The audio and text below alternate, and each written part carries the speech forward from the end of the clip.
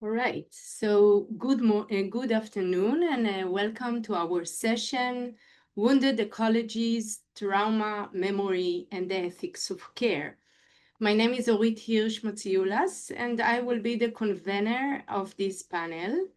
In this session, we will examine how moments of crisis bring to light the fragile and complex relationships between humans and more than human animals, revealing both harm and the possibilities of care.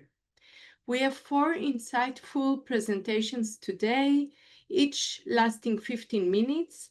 I will give a gentle signal when you have 1 minute left to help us stay on schedule.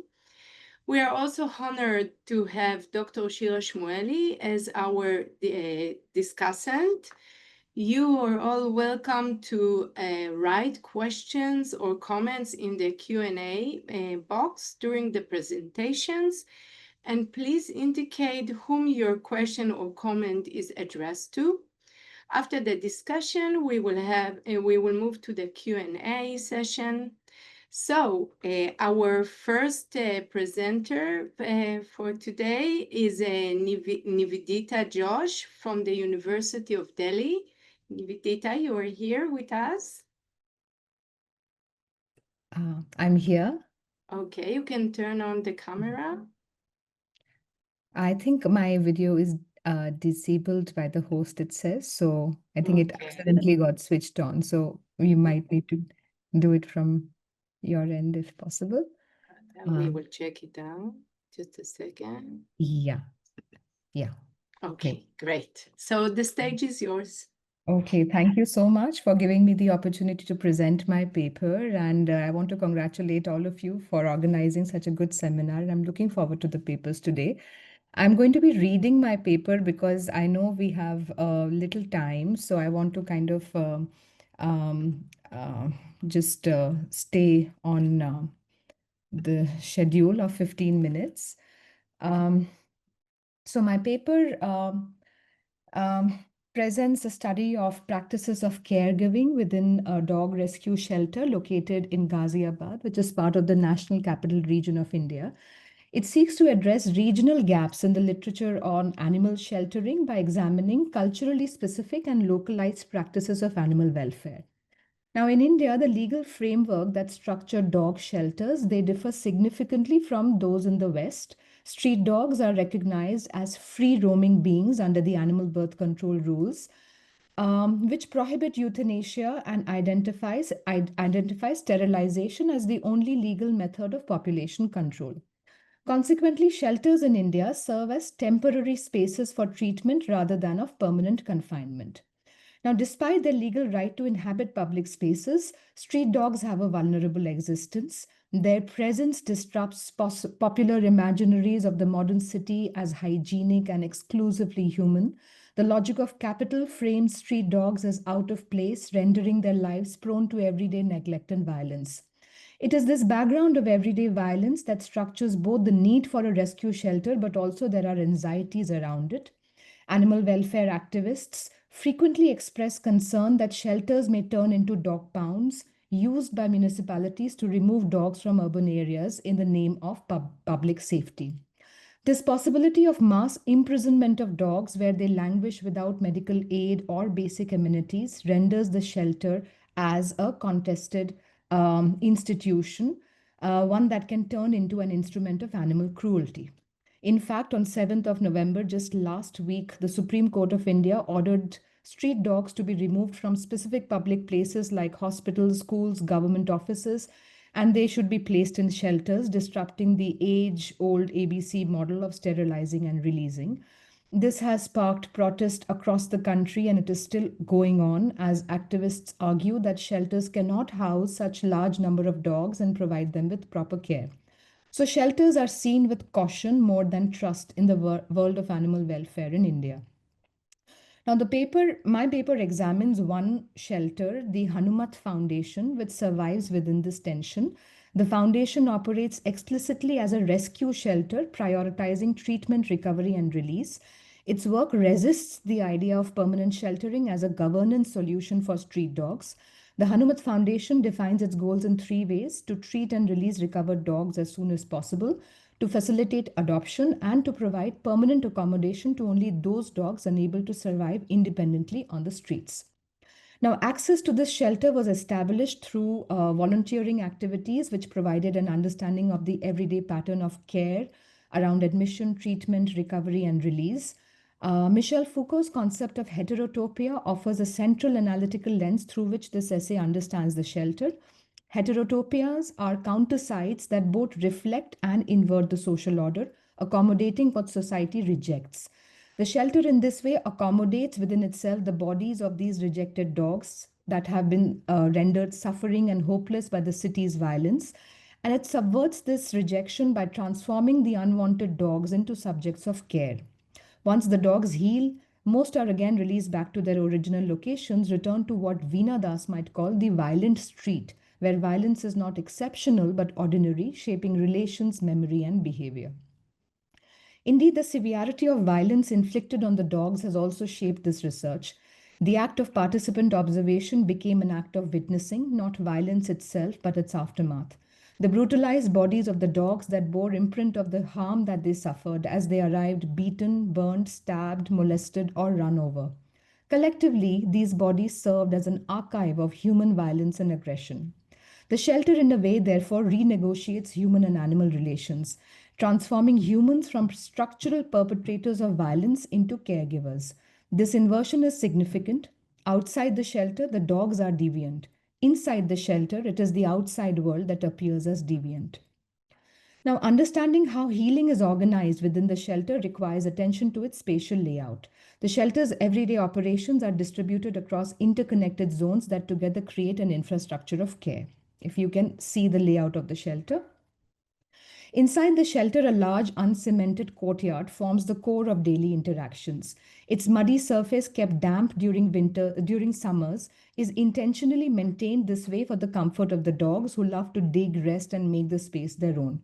Daily cleaning, feeding, and cooking activities unfold here in the courtyard, creating the central rhythm of the shelter's life. Shaped by a no cage policy that allows free movement, the dogs often move into the sleep room on the right side of the courtyard. This room is equipped with air coolers and also contains a few cages used selectively for either transporting animals or temporarily housing vulnerable puppies for protection. To the left lies a gazebo shaded by a hatch umbrella furnished with plastic chairs. Dogs often curl up beneath the gazebo chairs as interactions between guests and staff unfold here. During the winter months, the courtyard becomes a spot for regular nightly bonfires, allowing the dogs to gather around and warm themselves. The gazebo also serves as a makeshift examination area where doctors conduct quick checkups for more mobile dogs. Interestingly, this meeting area also accommodates dogs known to be aggressive, however, in cages. This approach, as opposed to using aggressive dog isolation room, ensures that these aggressive dogs, they do not feel isolated and helps develop trust and calmness amongst them. Now, feeding time is the most charged of the times in the shelter, occurring twice daily. It transforms the courtyard into a scene of excitement. Dogs gather in groups waiting for food while caretakers mediate disputes through gestures and voice commands. Such interventions reflect Goffmanian performative acts designed to project human authority, which is crucial in this situation as it mediates the social hierarchies that emerge amongst the dogs themselves. This multi-species hierarchy of communal feeding stands in contrast to the personalized attention given to the injured and paralyzed dogs who cannot eat independently. The act of hand feeding is a site of intimate care work that demands attentiveness to the body needs of the animals. The ability of the dog to start eating and eventually eat independently is recognized as a key indicator of recovery. Shelter feeding acquires additional meaning when considered against the contested politics of street dog feeding in Indian cities. In the city, conflicts over dog feeding often escalate into hostility or even violence against the dogs. Against this backdrop, the shelter does not treat feeding as a disturbance to be controlled, but an assertion that feeding is an act of dignity, not disorder. Dogs first arrive at the shelter through rescue calls or through direct drop-offs by concerned citizens.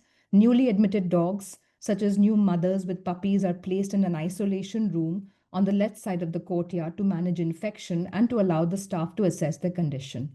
As they stabilize, they gradually move into the shared spaces where daily interactions fold them into the shelter's rhythm. Isolation thus functions as a liminal space, not a boundary. Isolation is not a disciplinary but a transitional mechanism. Adjacent to the isolation room is the mortuary where deceased dogs are prepared for cremation. Death, when it occurs in the shelter, is followed by a respectful burial near the Hindon River where the body is wrapped, salted, and laid into the ground with care. This stands in stark contrast to the city where street dogs often die unnoticed and are left to decompose on roadsides or are removed as waste by municipal bodies. The burial, therefore, marks not only the end of a life, but also an insistence that the dog remains a being worthy of care even in death. The next significant section in the shelter is the treatment room, a minimally equipped clinical space containing a steel table, fans, and a small Hanuman temple, a monkey god believed to give strength, in one corner. The juxtaposition of clinical and sacred elements reflects how healing is simultaneously medical and devotional. Caretakers routinely invoke the concept of seva, service to animals, as a moral framework that sustains them through the physical and emotional strain of their work. Seva is distinct from animal love as it transforms care into a form of duty. This distinction is necessary because, unlike companion animal relationships that are structured through possession, the dogs treated here will be released back to the street. So, love, which implies holding on, cannot be the primary idiom of care in a space which is premised on the idea of letting go. Yet, this does not mean that the work is affectively neutral. Affection enters in the shelter through smaller, quieter gestures. One such gesture is naming. Dogs, who are generally referred to as kids, bache, kids in the shelter, are often named after their conditions. Paralisi, the paralyzed, Mirgi, the epileptic, Langda, the limper. The names visibly carry the imprint of the wound, but they also introduce a moment of lightness into a space saturated with injury and pain. This humor is a coping strategy. It allows the caretakers to live with the daily presence of suffering without being consumed by it.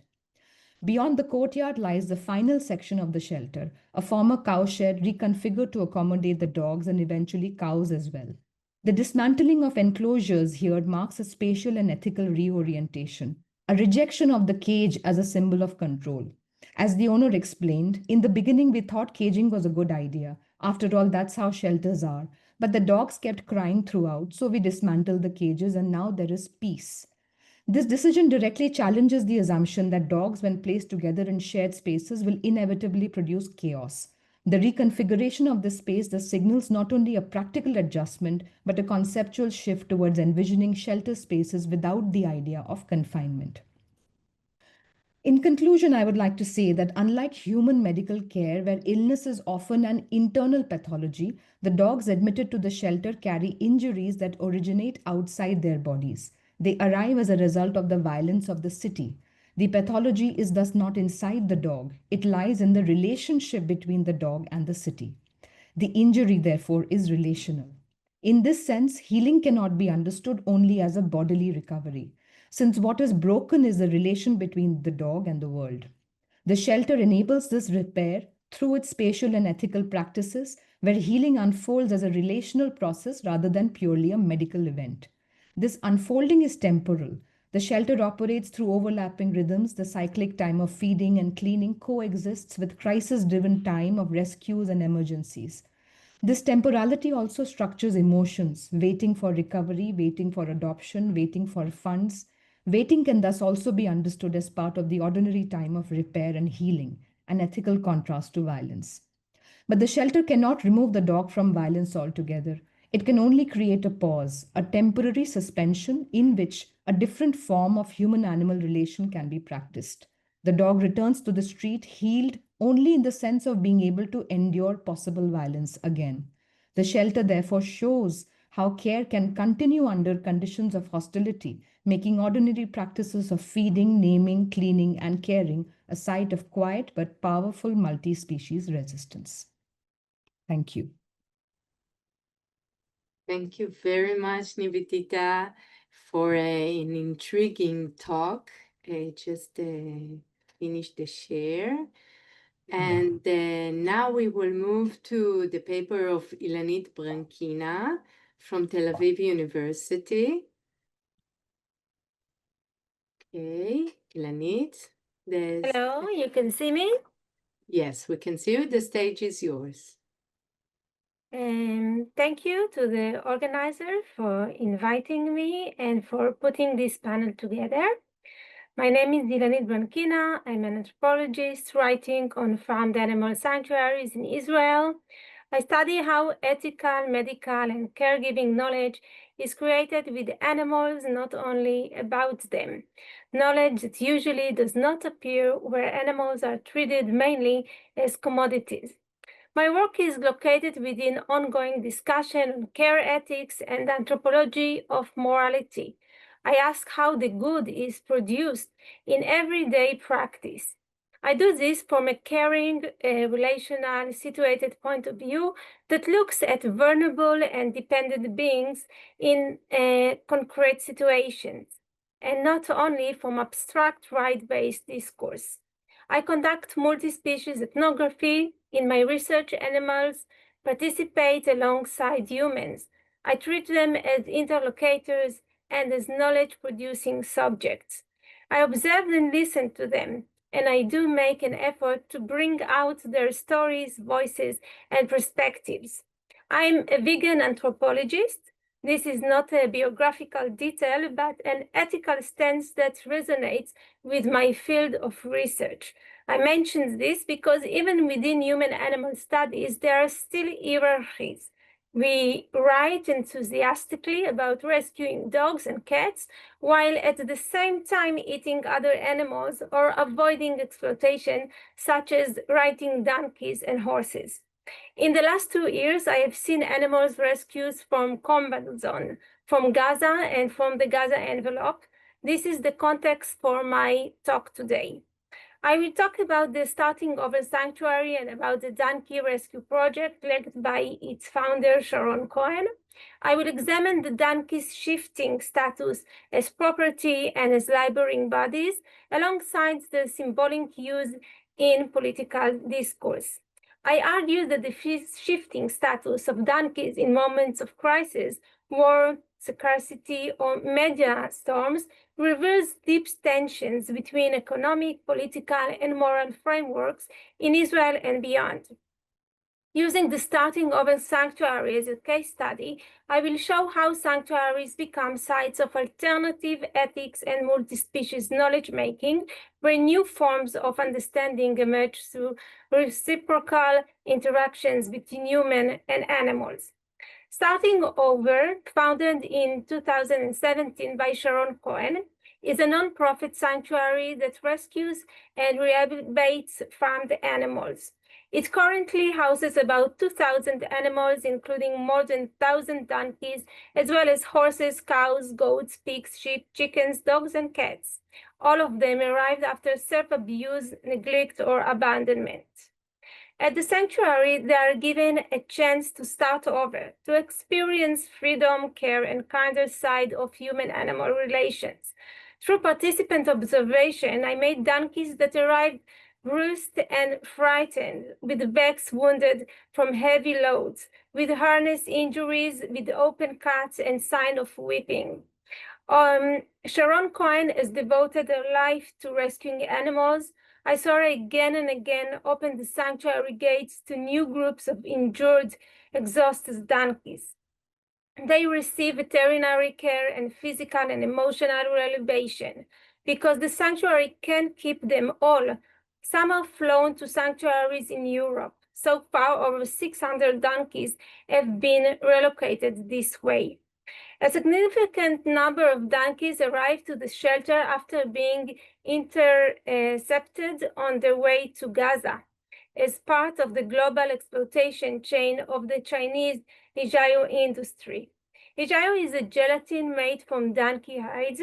In traditional Chinese medicine, it is considered beneficial, and consumers believe it has cosmetic and therapeutic properties.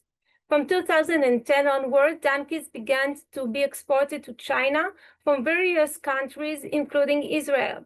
Donkeys from Israel until 3 years ago were sent to Gaza. A small number stayed in Gaza, where they were used for labor, sometimes hard labor up to death. The others were sold on to Egypt, where the hides were taken and exported to China. According to Sharon, following her intervention, the shipments to Gaza were stopped. When the shipments were stopped, one layer of exploitation ended, but with the war, a new one emerged. Donkeys left in combat zone in Gaza and rescued by IDF soldiers. The rescue of donkeys from the Gaza Strip by IDF soldiers and their transfer to a civilian sanctuary in Israel raises questions such as who is considered a legitimate subject of rescue, who is allowed to cross the border, and who counts as a proper recipient of compassion. In those cases, the donkey has territorial mobility that the people around it do not. The donkeys brought from Gaza, described by the sanctuary staff as being in poor condition, with clear signs of prolonged exploitation, showing they had been neglected and untreated. Some has been abandoned or tied in combat zone, others were still carrying people and loads. Those was working animals from the outside, bearing on their bodies the human emergency economy. In most cases, this was not an organized military mission to save animals. It was a small, situational ethical choice made on the ground by the soldier who encountered a suffering animal and decided to take responsibility for it. The rescue was first a simple, empathic response to a suffering animal, and only later was it taken up and reframed in political and media terms. Because of this exceptional move, Sharon faced serious accusations. Some called it stealing donkeys from Gaza, a war crime, or limiting Palestinians' ability to move. In other words, the micro-ethical act of the soldier and of the sanctuary was recruited into and burdened with a political media meaning. Alongside the criticism of Sharon, there were also reports in the Israeli media that praised the sanctuary's work and at the same time portrayed the IDF soldiers and the Israeli army as highly compassionate. Next to those positive stories about the army, what was striking was the absence of the full wartime reality, the broader picture of the war, and the way a partial images was presented that blurred the heavy price paid by people living in the street and also of many animals. In other words, the suffering of the animals and the work of activists rescuing them are recognized, but at the cost of being exposed to political appropriation and being made to participate in a political arena that uses them to blur war crimes, a phenomenon Erga Weiss called vegan washing. Similarly, Miriam Tiktin, in her article Non-Human Suffering, a Humanitarian Project, shows how in the humanitarian field, which is supposed to address human vulnerability, space is suddenly made for non-human suffering, and how that very recognition is itself politically structured. Building on Weiss and Tiktin, I propose the term opportunistic animal compassion. By this, I mean forms of care or rescue for animals that are activated mainly at moments when they can serve a human purpose, political, moral, or image-related, while in other contexts, the very same animals or similar ones remain exploitable, invisible, or outside the circle of concern. Both sides, from right and left, can use animals to produce moral superiority. Whoever can show that they are rescuing, gain symbolic capital. One side highlights animal rescue in order to claim moral superiority, while the other emphasizes that the same rescue harms Palestinians in order to ascribe moral failure or its opponent. In both cases, the donkey is instrumentalized rather than treated as the actual subject of care. Based on participant observation, I can say clearly, Sharon and the sanctuary were not trying to harm Palestinian mobility or join military narrative. They followed their consistent policy. Any suffering donkey from anywhere is taken in if there is room. The political meaning was attached to this act from the outside. This kind of rescue also shows something else. Once a donkey is taken out of a combat zone and into a sanctuary, it becomes impossible to ignore that he was never made for burden, that he is vulnerable, and that he was already living in precarity before the war. And using animal rescue to say we are the moral side is not unique to Israelis. We see the same pattern, for example, in the work of Solala in Gaza. This is the shelter doing impressive work under siege condition, rescuing, providing veterinary care, and feeding dogs, cats, and also injured donkeys. This is ethically important work, and it is being done under hard conditions. But even there, we can see a similar pattern. Certain animals, mainly dogs and cats, and sometimes injured donkeys, are made visible and highlighted, while the everyday use of donkeys as a labor force carrying heavy loads without regular medical care is barely brought to the fore.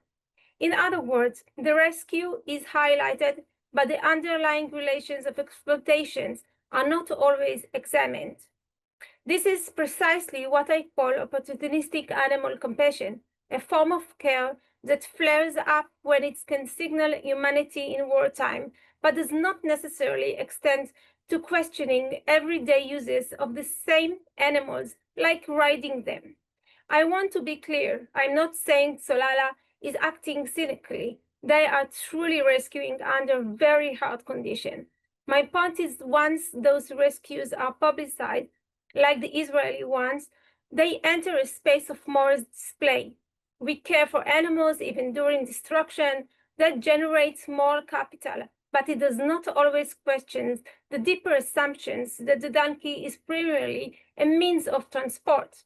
And so, in order not to remain only at the level of representations and moral capital, I want to return to the donkey itself, to the questions that seem simple, but is the fact very methodological.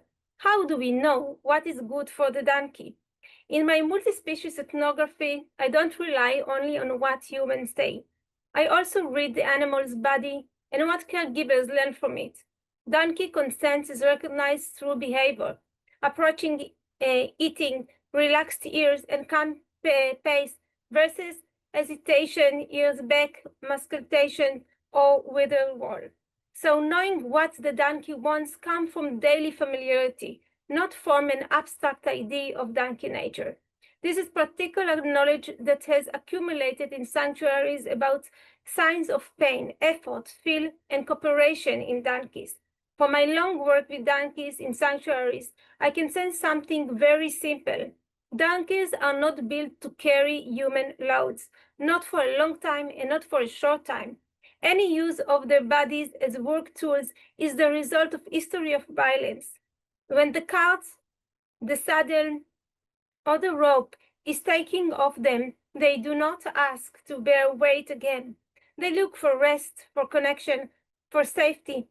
I oppose harm to civilians, whether intentional or policy driving, in Israel, in Gaza, and everywhere. I also oppose turning animals into instruments inside the conflict. In my view, people from right and left in Israel and in Gaza can agree a donkey should not have to work for humans. An injured animal should not have to carry our political anger as well. If we can keep animals as the actual subject of care, we still have common ethical ground to stand on, even when everything else is falling apart. Thank you. Wow, Ilanit, thank you very much for a thought-provoking paper. We will now listen to the paper of Michal Roth from Tel Aviv University.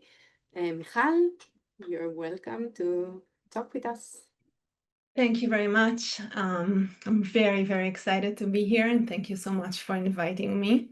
We're going to start from a short video.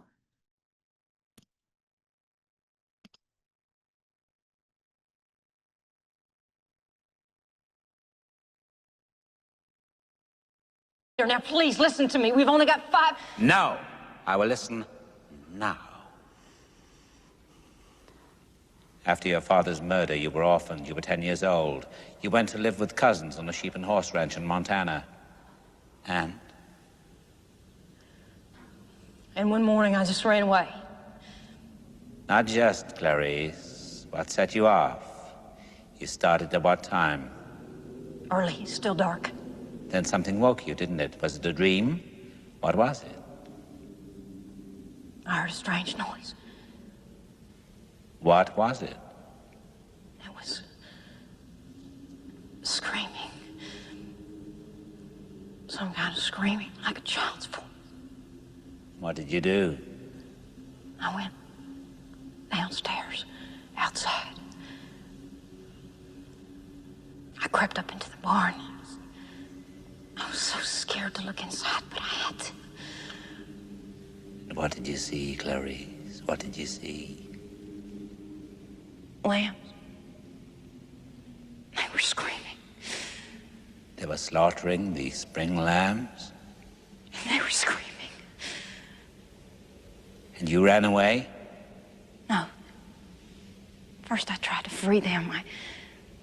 I opened the gate to their pen, but they wouldn't run. They just stood there, confused. They wouldn't run. But you could, and you did, didn't you? Yes. I took one lamb and I ran away as fast as I could. Where were you going, Clarice?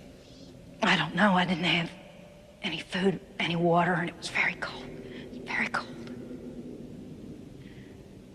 I thought if I could save just one, but he was so heavy. It was so heavy.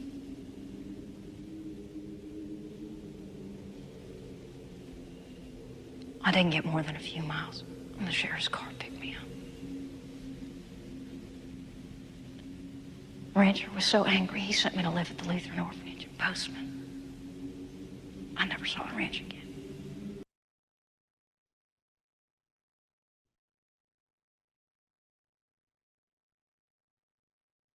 This haunting confession in The Silence of the Lambs emerges when Hannibal Lecter presses FBI trainee Clarice Starling to share her most profound trauma. Significantly, what she reveals is not abuse by humans, but her childhood exposure to the slaughter of her farm's lambs.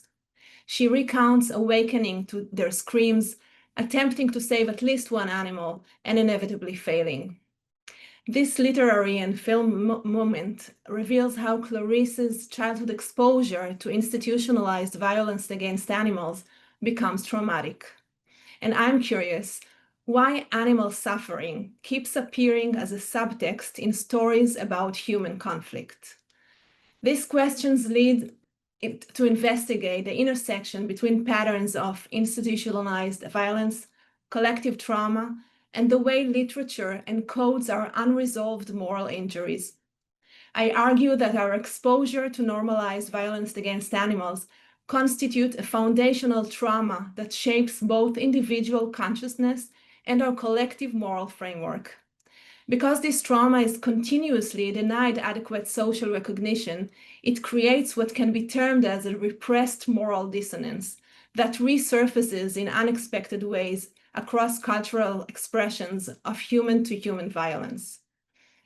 To understand this phenomenon, I want to integrate two theoretical frameworks. The first is the concept of insidious trauma, and second, Frederick Jameson's notion of the political unconscious. Insidious trauma refers to the psychological effects of persistent oppressive social condition on the psyche. Unlike extreme traumas that occurred in the past and have ended, such as incest, accidents, disaster, or physical abuse, insidious trauma results from an ongoing conditions of oppression in the present. As Effie Ziv argues, this concept of insidious trauma exposes how power relations are embedded in seemingly neutral or personal definitions of suffering. I extend this framework by positioning our exposure to institutionalized violence against animals as a paradigmatic case of insidious trauma, a continuous foundational trauma, not a single event, but an ongoing condition where we are both witnesses to and participants in violence we are taught not to name and conditioned to perceive this violence as natural, necessary, and morally insignificant. Hey, Michal, I'm sorry for disturbing. Just your presentation is not on. Can you just share the screen? And meanwhile, you're going to have to suffer my face. Okay. No, we enjoy it very much. Okay. You can continue without the presentation if you feel comfortable to do it like this. I don't have a slide for this part of the presentation. Oh, okay, okay, great. I'm sorry for disturbing you. Okay. Continue. It's okay, it's fine. So to understand how this trauma manifests in culture and in literature, I want to turn to Jameson's concept of the political unconscious, the idea that literary texts encode and repress social contradictions that cannot be directly articulated within dominant ideological framework.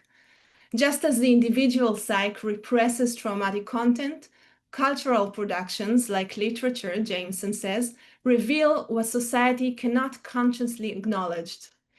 When authors attempt to represent extreme human violence, the repressed awareness of animal suffering often emerges as an unconscious subtext, a present that is simultaneously acknowledged and disavowed. And if we return to the Silence of the Lambs, and the slides will be back on shortly, at the heart of the novel lies Clarice Starling's childhood memory that encapsulates this entanglement between human and animal suffering. Clarice is addressing to Hannibal Lecter her trauma in a pivotal scene structured as a psychiatric session. And here the slides is back.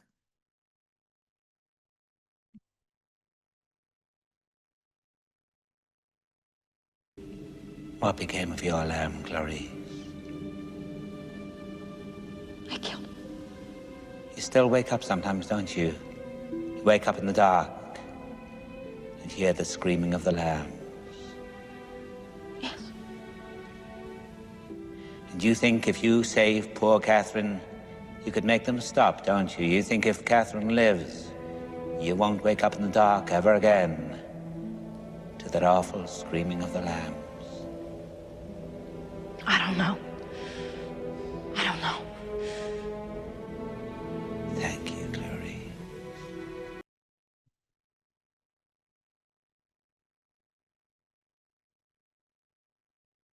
Robert Stolero says that pain is not a pathology. It is the absence of adequate attunement to the child's painful emotion, reactions, that renders them unendurable and thus a source of traumatic state and psychopathology. Stolero's theory illuminates how the absence of social recognition of animal suffering makes exposure to it and sometimes the realization of our participation in it particularly traumatic. It is not merely pain that goes unacknowledged, but pain that society insists on defining as normative. Thus, young Clarice experiences a testimonial failure regarding her emotions. Clarice's adult mission to save human victims thus emerges as a sublimation of her unresolved moral injury around animal suffering. And this twisted therapy session exposes how Clarice's early moral injury, the forced suppression of her natural empathy, continues to haunt her.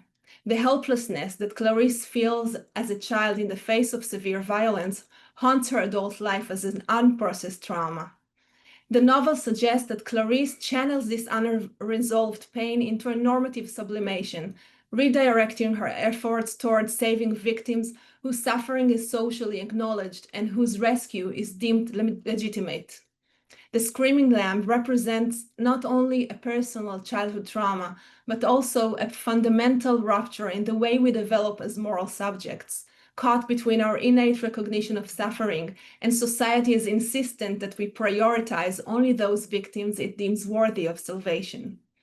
This insight finds echoes in more literary works that attempt to articulate extreme human trauma.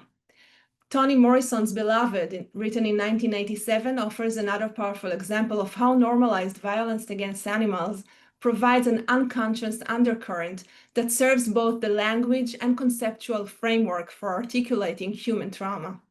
The novel tells the story of Seth, an escaped slave who kills her infant daughter rather than allow her to be returned to slavery.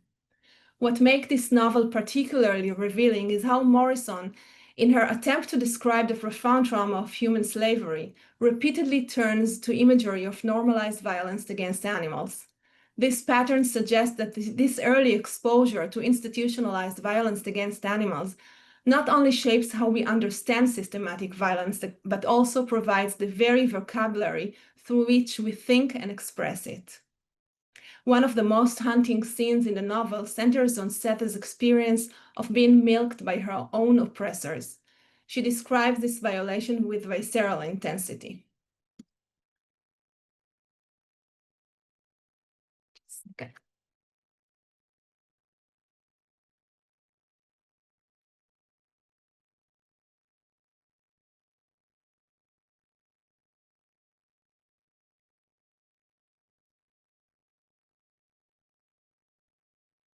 I quote, "Nobody will ever get my milk no more except my own children. I never had to give it to nobody else, and the one time I did, it was took from me. They held me down and took it. Milk that belonged to my baby. Nan had to nurse white babies and me too because Mam was in the rice.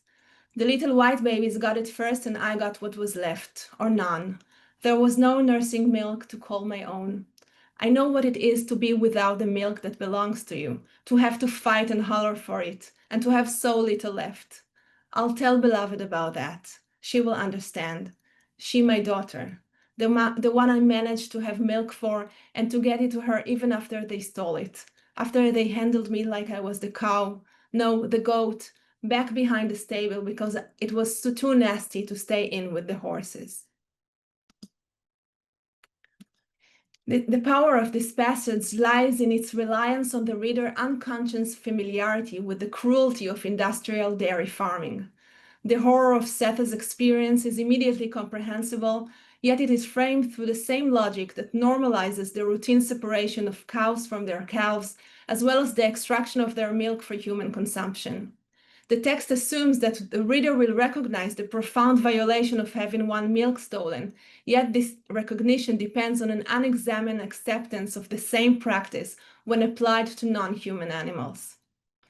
This connection between systematic violence and human-animal hierarchies is further developed through another character in this novel, the character of Paul D., also formerly enslaved person. Paul D's deepest traumatic memory is articulated through a crisis of status, of realizing that even a farm animal is positioned above him in the moral order.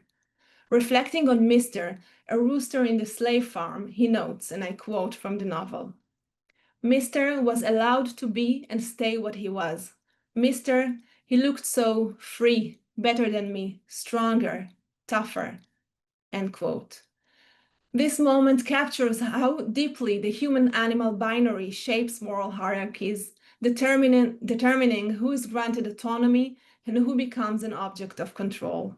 Together, these scenes demonstrate how our collective exposure to normalized violence against animals not only provide a conceptual framework through which we understand oppression, but also reinforces the very hierarchies that sustain it. The fact that Morrison repeatedly turns to imagery of animal suffering to convey the trauma of slavery underscores how deeply these structures of violence shape our moral imagination. Lecter's final letter to Clarice in The Silence of the Lambs captured this ambivalence. I quote, "Have the lambs stopped screaming? I won't be surprised if the answer is yes and no. The lambs will stop for now. But Clarice, you judge yourself with all the mercy of the dungeon scale at Aviv. You have to earn it again and again, the blessed silence, because it's the plight that drives you. Sing the plight, and the plight will not end, ever," end quote. This ambivalent conclusion points to something profound about our relationship with the institutionalized violence. The persistent emergence of animal suffering in these texts reveal how our early exposure to normalized violence against animals and society's refusal to acknowledge this exposure as traumatic creates a wound in our moral consciousness that continues to surface and seek recognition. And literature and culture, as we have seen, often serves as a space where those mechanisms becomes visible. Literature offers neither simple resolution nor complete evasion of this dissonance, but rather a space where it can be momentarily apprehended, where we might begin to see what we have been trained not to see, and to question the moral framework that structure our selective recognition of suffering. Thank you very much. Thank you very much, Michal, for an intriguing paper. We now move to our last presenter, Erga Heller from Kaye and Academic College of Education. Erga, you're with us. Yes, Great. thank you very much. You're welcome. My talk today is about the representation, of children's violence against dogs.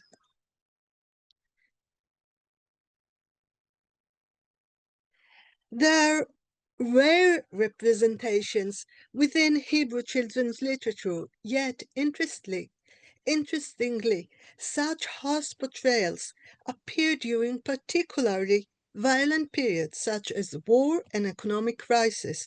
Therefore, we may assume they serve a function in literature, education, and culture.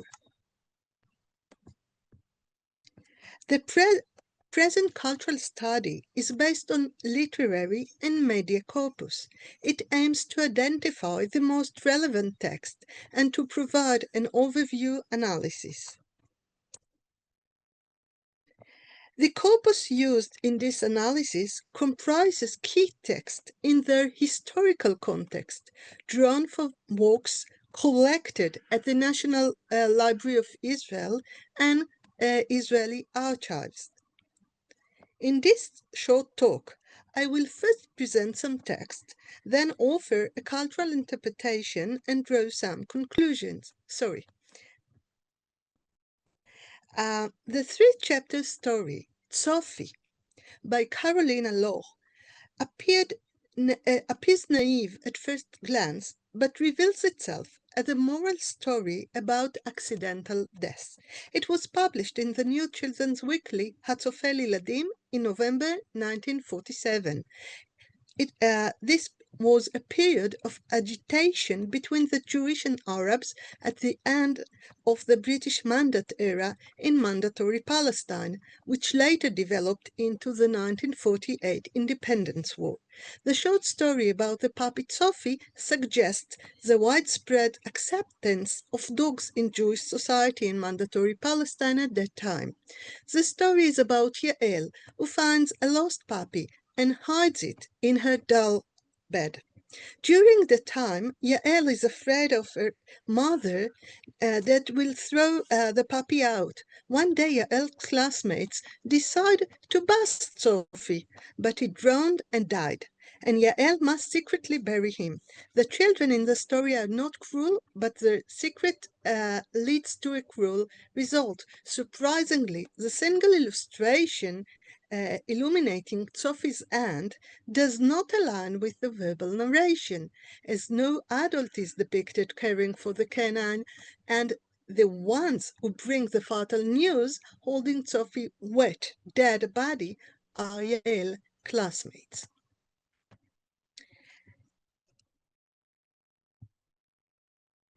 This naive illustration is the only one included in the 1948 short story A Cruel Act. It was signed by Hillel, a pseudonym.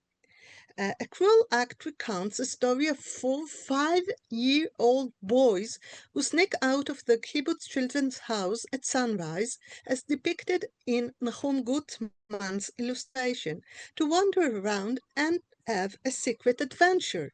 They find a female stray dog protecting her puppies next to a cowshed. The boys, except one, Micha, decide to stone to death the nursing female dog. Stoning stray dogs to death was a common yet unconventional behavior in Mandatory Palestine, as I will refer soon. Micha is unable to stop his excited friends, but he does not leave them to their own devices. Later that morning, the boys' teacher takes the class, including the 4 boys, to visit the cowshed. The boy who disapproved of the stoning feels guilty and ashamed, but he does not turn in his friends. Micha's shame is evident to his friends, and the story concludes with the description of the boy's discomfort. The educational ending clarifies that the boy's motivation is improper childish behavior. Unsupervised by an adult, such as their teacher, they could not avoid executing the fatal immoral act. Therefore, the shame and embarrassment are the boys' and the reader's important lesson. The poem Joseph with a slingshot is a co-work by the poet Leah Goldberg and the artist and publisher Peretz Ushkevitz. Written during the same intense period as the cruel act, it also carries an educational message against animal abuse through the tension between the desired behavior and the presented one. It presents Joseph, a schoolboy who enjoys arming birds, cats, dogs by stoning and wounding them. No one is afraid of him, and nobody can stop his cruel behavior until a brave policeman takes the boy to the police station. The poem concludes ambiguously. Although Joseph is caught and shamefully arrested, an act that symbolizes punishment, the young reader cannot be sure whether Joseph will truly change his way. Yet stoning animation, and stray dogs in particular, was not a new phenomenon among Hebrew children. Most of the stray dogs came from the lands of Arab communities. Therefore, they were considered not only sick and dangerous wild animals, but also a representation of the other, the enemy. The attitude towards canines began in the 1920s after the Ottomans were defeated by the British and the era became mandatory Palestine, while Jewish authorities plead for the children to stop stoning dogs and cats. Starting in the 1930s, the literary response was delayed by 2 decades. In July 1933, Meir Dizengoff, the mayor of Tel Aviv, a Hawthorner and an animal lover, issued a municipal proclamation urging citizens to have mercy on animals. Dizengoff aimed to end animal abuse. He urged children not to torture pets and stray dogs, while acts of violence by children against dogs were met with educational concern. However, as we have realized, this brutal phenomenon persists, and it takes another decade to transition from politics to literary texts, initially in popular journals and later in canonical literary collections, suggesting the growing educational and national importance of the problem. And even though central persons were involved in the educational efforts, the struggle against dog abuse remains peripheral within the local culture. Between 1950 and the Suez Crisis in the 1956, a period marked by military tension, the Arab militant Fadayun conducted numerous terror attacks against Israel. Along with the military crisis, Israel also faced an economic crisis, and food was rationed. There was a food shortage, so leftovers were given to humans first. As a result, many pets went hungry. Starvation to death was a new form of dog abuse in Israeli children's literature. Shabtai Tevet's tragic short story, The Dog Brave, was published in 1955 for middle grade readers. It was written and takes place during the time of food rationing in Israel. It tells the story of Amit. Amit is brave in Hebrew, a loud, sad, white-brown spotted male dog. Amit's father finds poor puppy in the street and brings him home Ami, schoolboy, sees a stray dog at home and immediately falls in love with him, deciding to adopt him. However, Ami's mother disliked the beast. At first, she wanted to deliver a penalty kick that would send the dog flying and land him right back in the street. But Ami bathers the dog, feeds him leftovers, gives him the name Amit, brave, because he believes the dog is still frightened, and makes a bed for him in the balcony. All the time the mother does nothing, and then when the neighbors children start enjoying Amit's presence, Ami's mother forbids him from feeding the dog.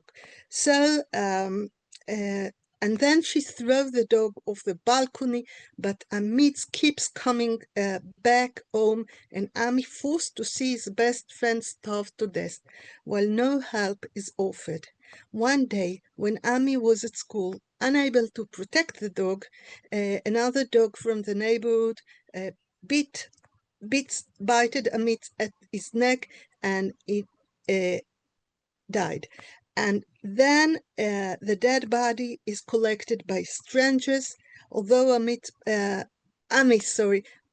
mother was at home at the time of the incident, it was another neighbor who told Ami what had happened.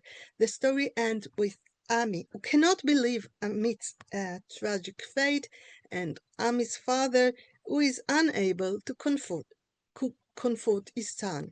Reading the dog Brave depicts males as the dog's caregiver and the females as their enemies.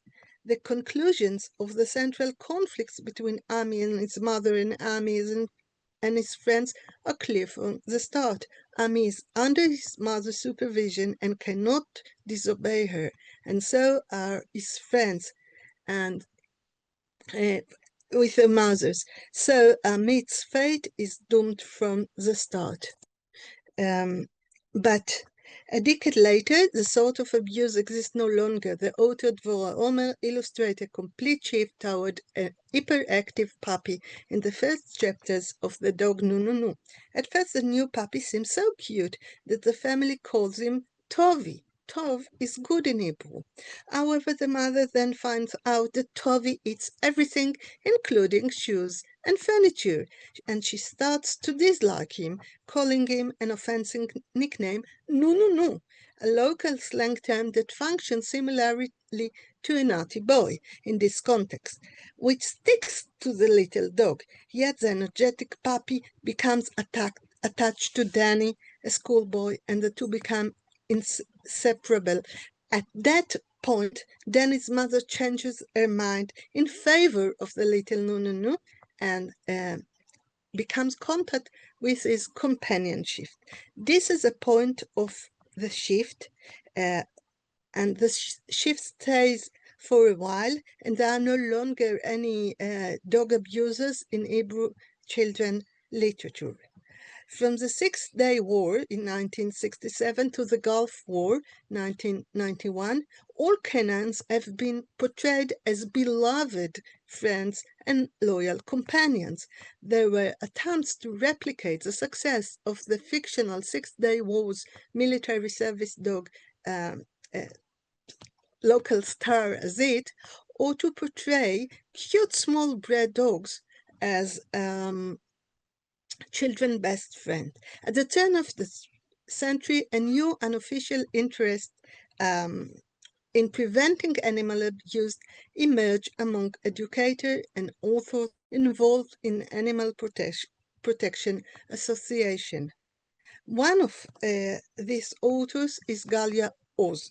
She portrayed another mother who changed her mind toward children's canine companion in Shakshuka Disappears, the first part of Dog Trouble, first published in Hebrew in 2005. Shakshuka is a female stray puppy that is kept secretly in... Sorry, something happened to my...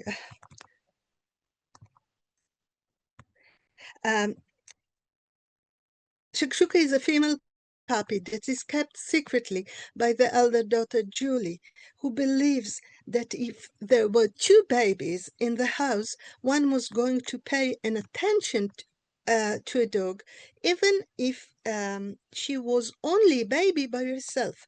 Julie is a first-grade pupil who suffers from the school bullies Danny and Duke, and as her father walks aboard, and she is often absent. So she is the only female sibling. Julie remembers seeing in the news images of a hungry dog that was really skinny, whose family went on vacation and left him tied to a tree. Driven by her childish justification for taking care of the puppy, she hides it and names it shakshuka after the Mediterranean dish. Excuse me, Erga, you have 1 minute left. Okay, Julie feeds shakshuka with food she steals from her home. Our Julie understands that keeping a dog's secret can harm the puppy and cause her death.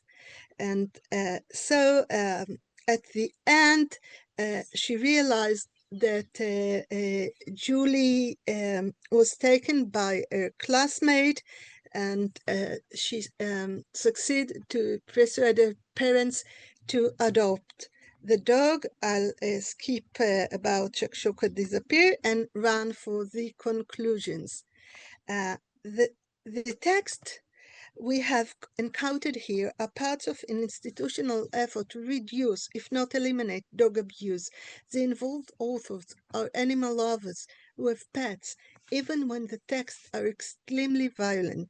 Except for the poem Joseph with the Slingshot, in the stories no physical or social punishment is suggested due to the description of sorrow or regret. Instead of a punishment, a moral lesson appears after a description of deep remorse.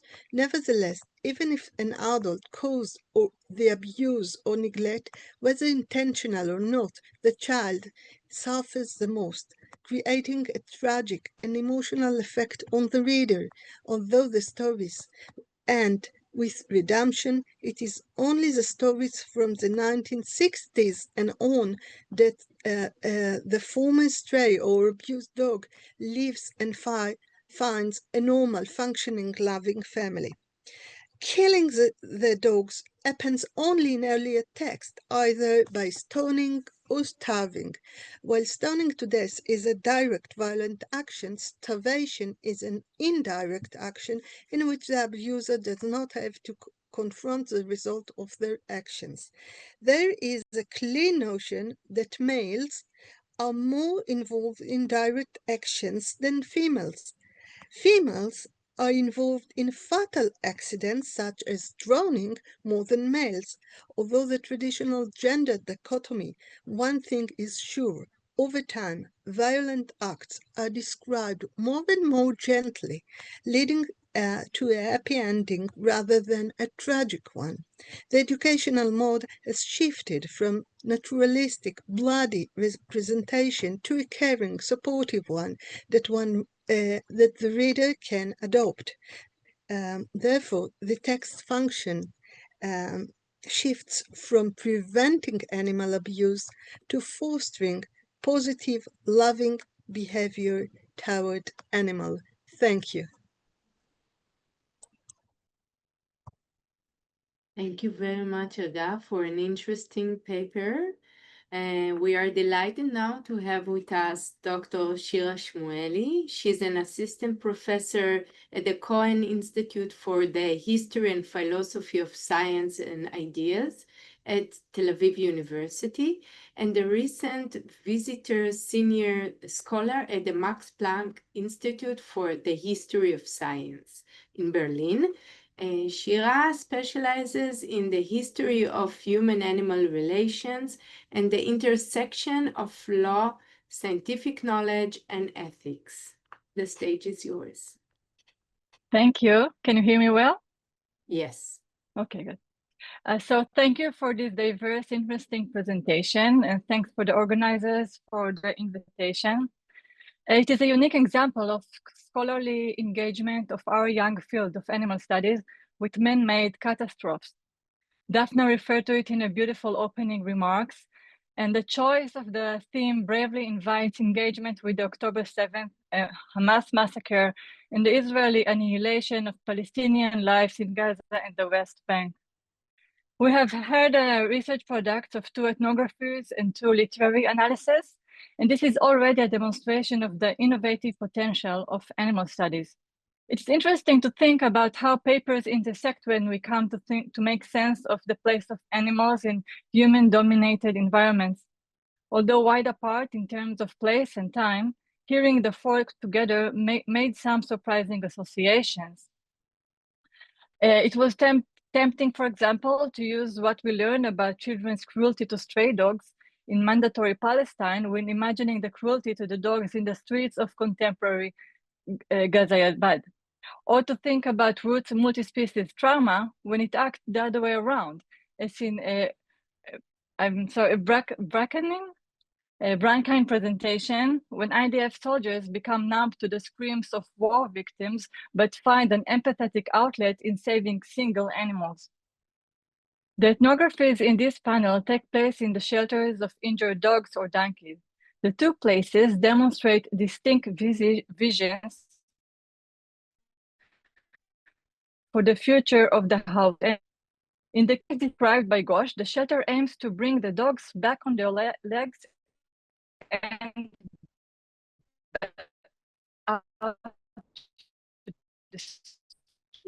Shira, I'm sorry to disturb. We have some interruptions. Do you hear us?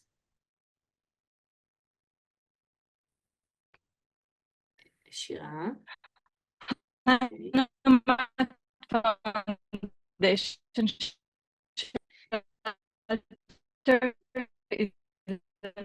Okay, I see that which struggles to be a place of transition rather than permanence, a stop in a dog's life.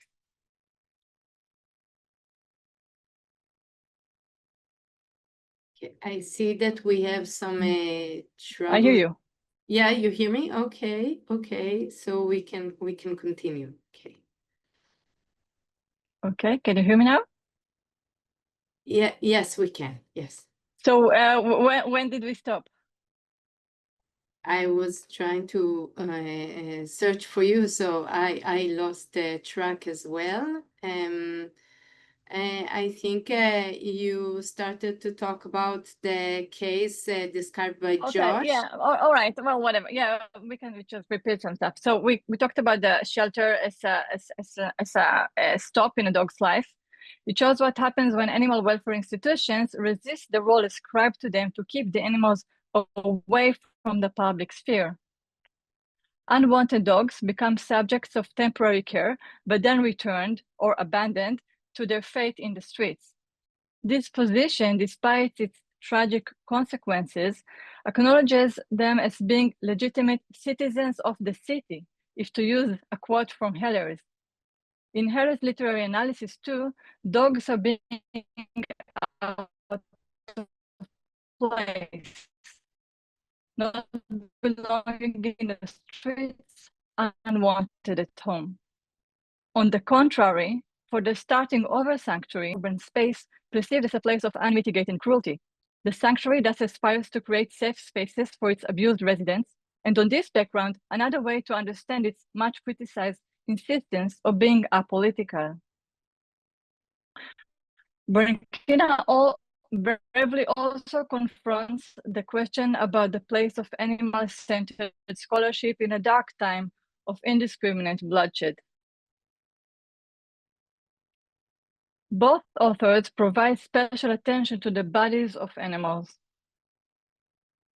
In Ghosh's powerful phrasing, the bodies serving as an archive of human aggression, or in other words, the donkey from Gaza carried on their bodies the human emergency economy. The animals are the evidence. They carry with them the silent marks of being used, of use and abuse. Branchina also asked to go further and turn the donkeys from living evidence to witnesses, to listen to their body language, to learn about their inner lives, preferences, wants. I'm curious to hear more about how you envision this methodologically to be implemented in your ethnography. Orit, can you mark me whether you hear me or not? Yes, we can hear you. It's okay. Because it's like there's like this very kind of strict silence. Ghosh's work also demonstrates the immense value of studying various cultural settings, teaching the reader to think about care as service rather than love. If you're willing to expand on this, does this vision of care shed new light on the way scholars analyze care? Many scholars, including myself, are trying to unpack the complexities of intimacy, love, and pain that compose these domains of care. The new term might help us to better explain the violent care that we see in laboratories, zoos, and many other locations.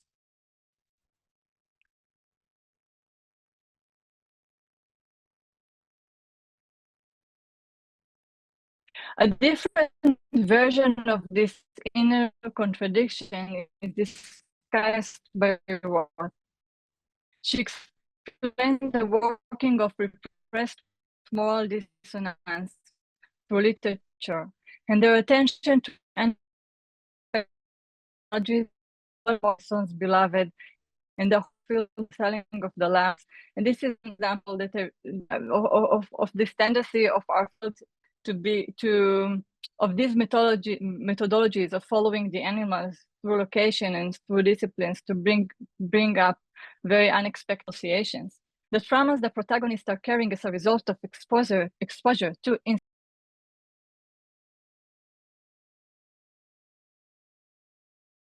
Okay, I see that we lost Shira Shmuely. I can continue from the point. Let's see. Okay, so I will continue from a specific point. The paper by Heller, however, might challenge the claim that literature can provide the keys for understanding generalized human psychology. Heller argues that literary representations of dog abuse change over time and respond to shifting political circumstances. 19th century English children literature was packed with stories which aimed to educate the younger generations for values of benevolence and kindness to animals. This is commonly understood as part of a larger national campaign to fashion the figure of a self-controlled Englishman. I therefore ask, is it the same educational mission in the early and late stories?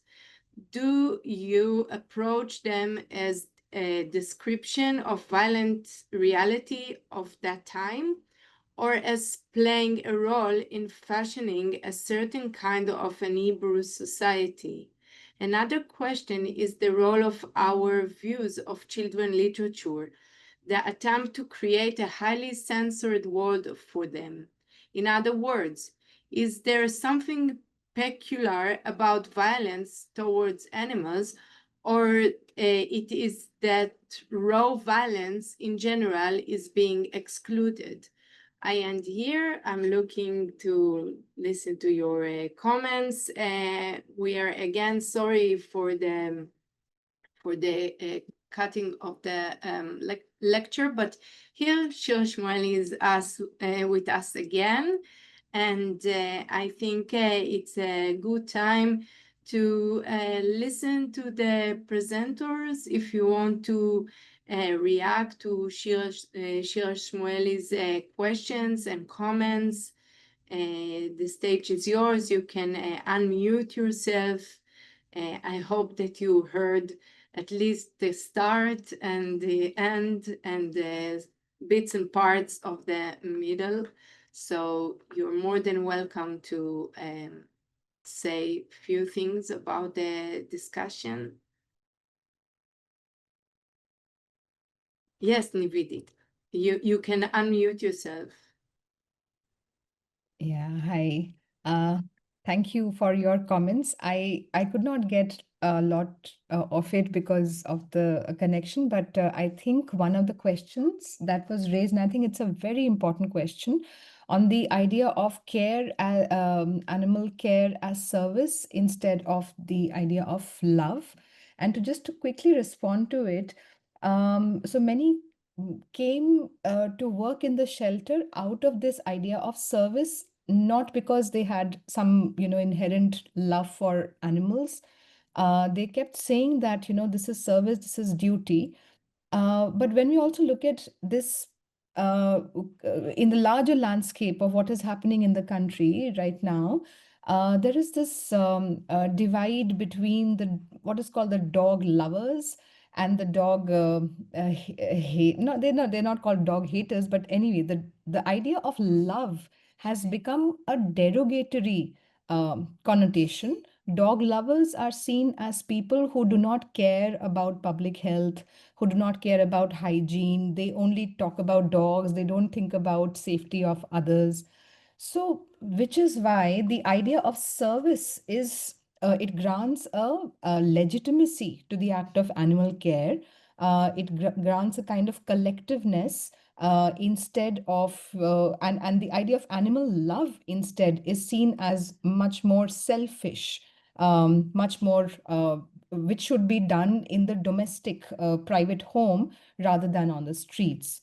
So that is how I would just quickly respond to your very, very important query.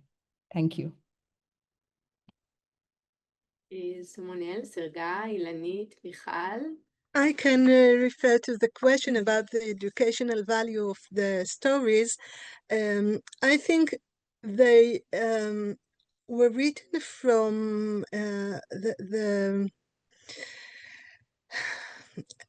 I think that they are, of course, educational, but the educational function was not the first function for their creation. They were created as an echo of alternate behavior toward dogs. If I look at the dog stories from that time, I can say that about 99% of the stories are about dogs as heroes, and only 1% is about dogs as victims of starvation, victims of stoning, etc.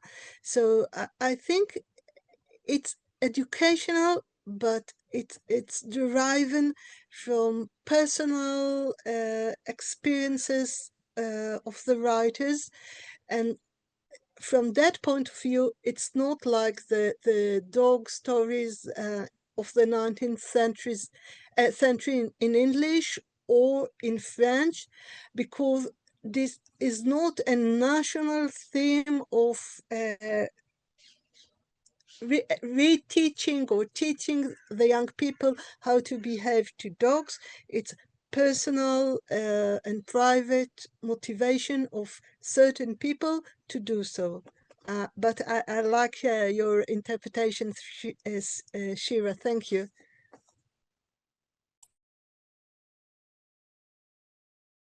Okay, Ilanit, would you like to make some comments on Michal? And if not, we have one question in the Q&A box. So Ilanit first.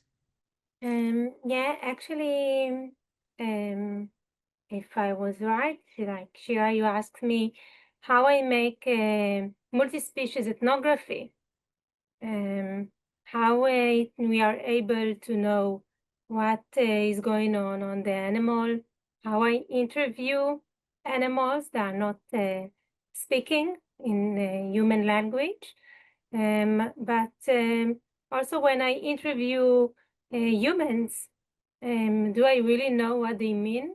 Although we have the same language, like anthropology has a long history of talking with people with other cultures and misunderstanding totally what is going on in the other culture. So we are not always know what is going on in the other side, if we know to speak in human language or not, but through the body, we can get a lot of information, and we have the ability to recognize if animal is suffering. And it's a lot of experience, and this knowledge exists in the sanctuaries, and need to be there every day to meet the animals and to get to know them, each one as individuals and subjects. I hope I answered the question. Right. So we have also one question in the Q&A box, even two. The question of Sakti, I hope I pronounce it correct. And I guess that it also refers to the lecture of Ilanit. How can we take the criticism of whenever we care for animals? Some are offended that we avoid other and immediate problems like climatic change and etc. If I understood correct.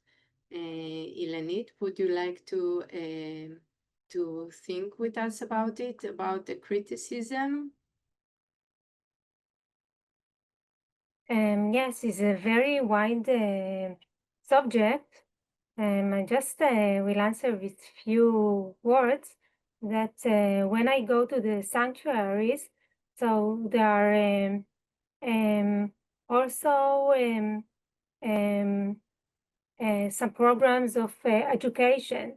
So when the children or the adults or the visitors which are coming to the sanctuaries, they get to know the animals and they become aware of their ability to feel compassion to animals and to see them as subjects and not as tools. This option of compassion to also the nature and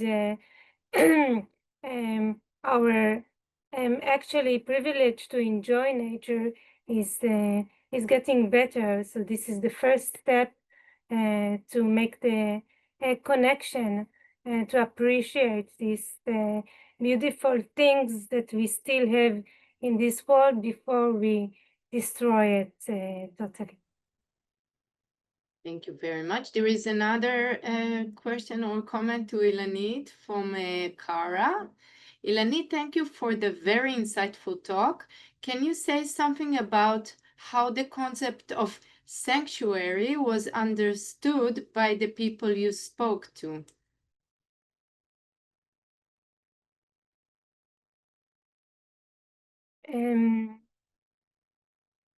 It depends which people I'm asking. There are many people visiting the sanctuaries. There are the visitors. They come for one time. There are the activists. They taking care of the animals every day. And there are the veterinarians, the vets that are coming, and they are coming sometimes from the industry. So there are different people, different opinions. Sometimes even politicians are coming to the sanctuaries, and it can be from vegan standpoint, and it can be also some economical interest. If it's from the point of view of the activists that take care of the animals, so they put aside, if you ask because the political conflict, they put aside all the arguments, and they take the side of the animals, take care of the animals. And this is the important thing. This is the focus in the sanctuaries. Thank you very much. Actually, I would be very happy to ask a question, Nivedita. We were very happy to see some papers sent from India. We would really like to hear more about your culture referring to animal rights and specifically to the street dogs.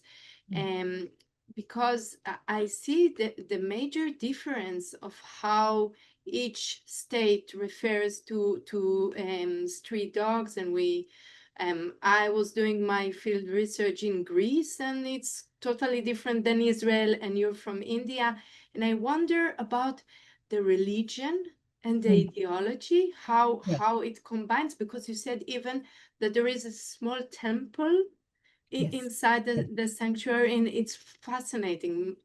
We would love to hear about it more.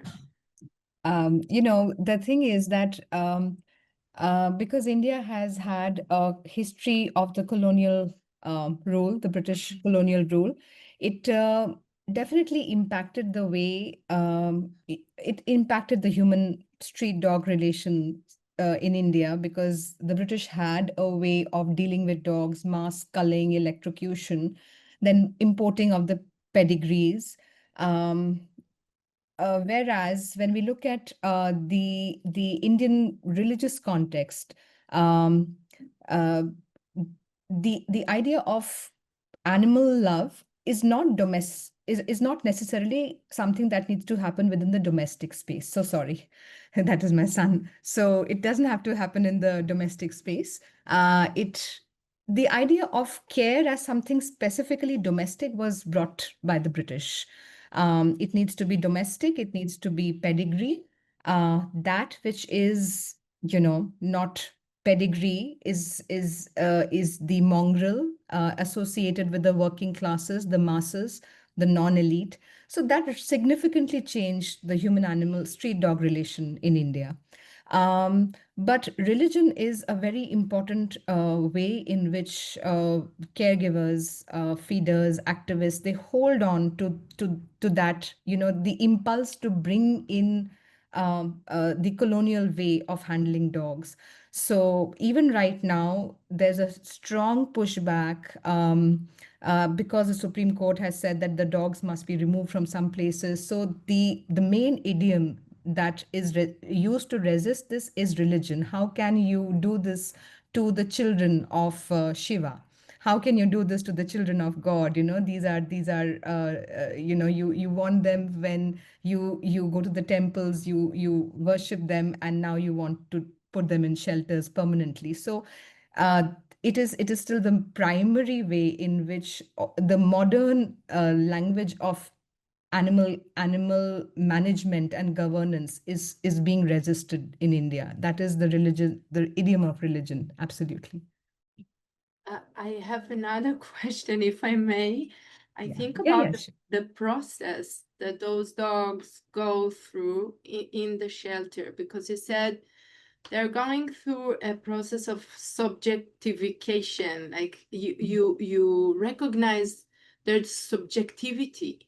And then you do the process of letting them go and putting them back on the street where they have no names, no identity.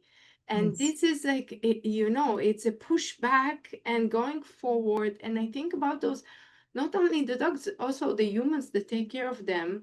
That it's such a confusion. It's a process that you go forward and then you go very much reversed. So like you cannot ignore anymore the fact that this specific dog. Even though he or she, they don't have a name, they have an identity. Right. So it's like it's breaking your heart. I don't know how they deal with this. Interestingly, there are these release videos that most shelters they kind of circulate, that now the dog has recovered and now the dog will be released. And what the pattern in the videos is that in the release process is that the dogs are very happy to go back to their territories. We feel sad to let them go, but they just run away, and then they're happy to meet their other friends that they left behind when they got injured. So whereas it is not necessarily so the case with some other animals like monkeys. When they are rescued, they form much deeper attachments. They don't want to leave the human that took care of them. They want to come back. But because the street dogs are usually picked up from specific locations where they have their niche, they have their pack, they have their humans, feeders. So they are actually quite happy to go back a lot of times. Yeah. So that's one way to look at it. Fascinating. So actually, Sakti was adding another comment that is related to this discussion. I like to also share a mythological concept of animal-human interaction. In fact, we do have a god whose name is Bhairav. Bhairav, a form of Shiva, who takes care of dogs. Today is a special day for that dog, where festival is going on today in India.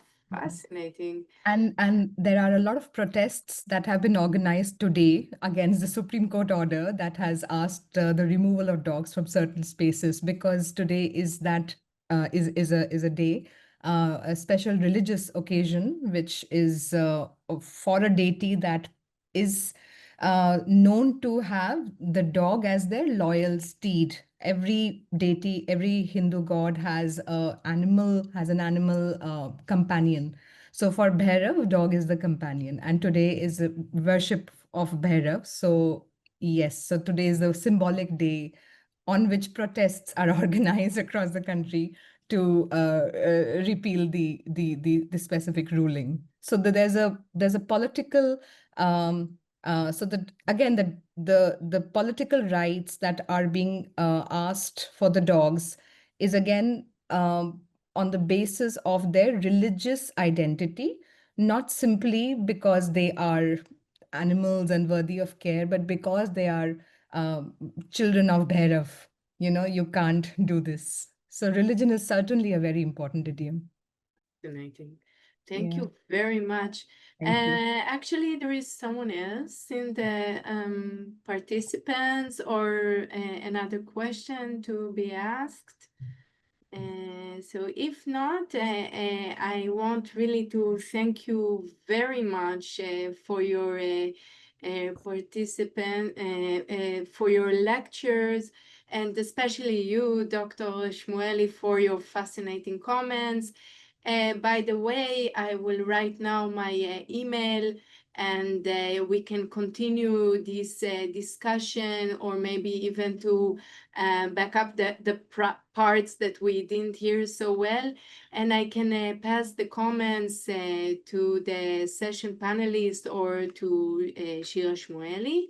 So I really thank you all, and we will meet here again at 4 o'clock for our keynote lecture, Starvation and Displacement, Swala Animal Rescue in Gaza, by Said Al-Er and Brett Alan Smith. And I thank you very much for all of you, and goodbye for now.